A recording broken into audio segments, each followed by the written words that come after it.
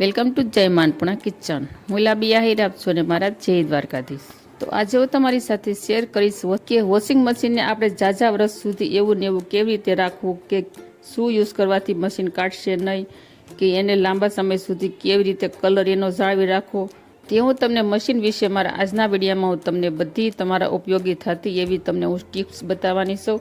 Video વચ્ચે skip કર્યા વગર એન્ડ સુધી જોજો તો જ તમને પૂરેપૂરી માહિતી મળશે.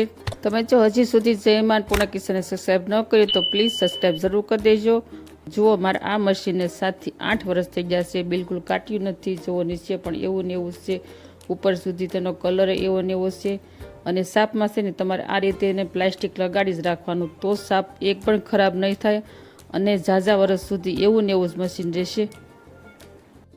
જો વચ્ચે આપણે કિનારી આવે ને અંદરની, એ કિનારી આપણે ઇઝીલી આપણને સાફ કરવામાં નથી ફાવતું, તો તેમાં શું કરીશું, આપણે કપડું લઈશું અને આપણે સાકો વડે તેને કપડાને કિનારીમાં અંદર નાખી અને આપણે એ રીતે કિનારી સાફ કરીશું. જો મારે વિડીયો બનાવવાનો હતો એટલે મેં હમણાં સાફ નથી કરી. જો એકદમ ક્લીન કિનારી થઈ ગઈ છે ને.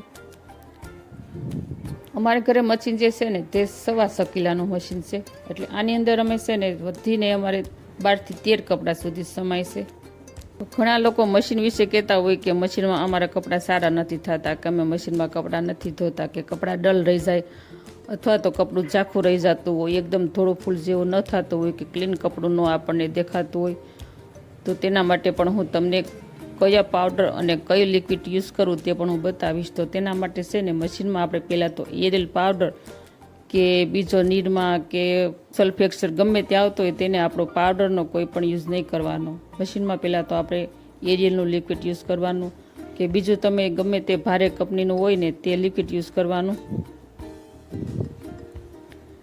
પાવડરમાં છે ને મીઠાનો ભાગ રહે છે, એટલે મશીન છે ને ઝડપથી કાઢવા કરે છે. તો અહીંયા મેં અડધા વાટકા જેટલું લીધું છે લિક્વિડ, અને 1 ચમચી જેટલું લઈ લઈશું આપણે બેકિંગ સોડા લઈ લઈશું. આપણે બેકિંગ પાવડર નથી લેવાનો, તે 1 ચમચી જેટલું એડ કરી દઈશું.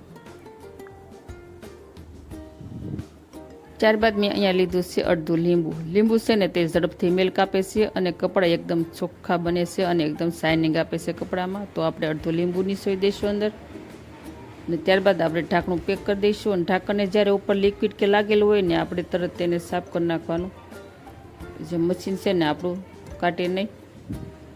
ત્યારબાદ આપણે ઢાંકણ પેક કરી અને નોર્મલ પ્રોગ્રામ ઉપર આપણે મૂકી દેવાનું મશીનને.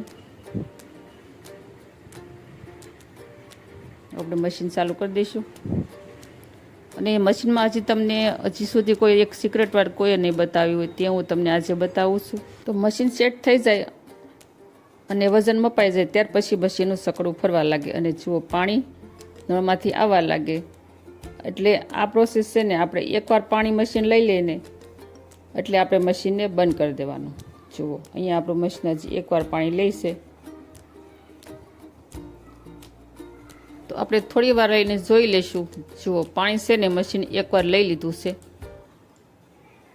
એકવાર પાણી લઈ લઈને એટલે આપણે મશીનની સાફ બંધ કરી દેવાની. આ સિસ્ટમ છે ને ઊભા મશીનમાં જ આવે છે. જો હું તમને બતાવીશ. જુઓ, જ્યાં સુધી કપડાની ઉપર પાણી આવી જાય ને ત્યાં સુધી મશીને પાણી લઈ લીધું છે.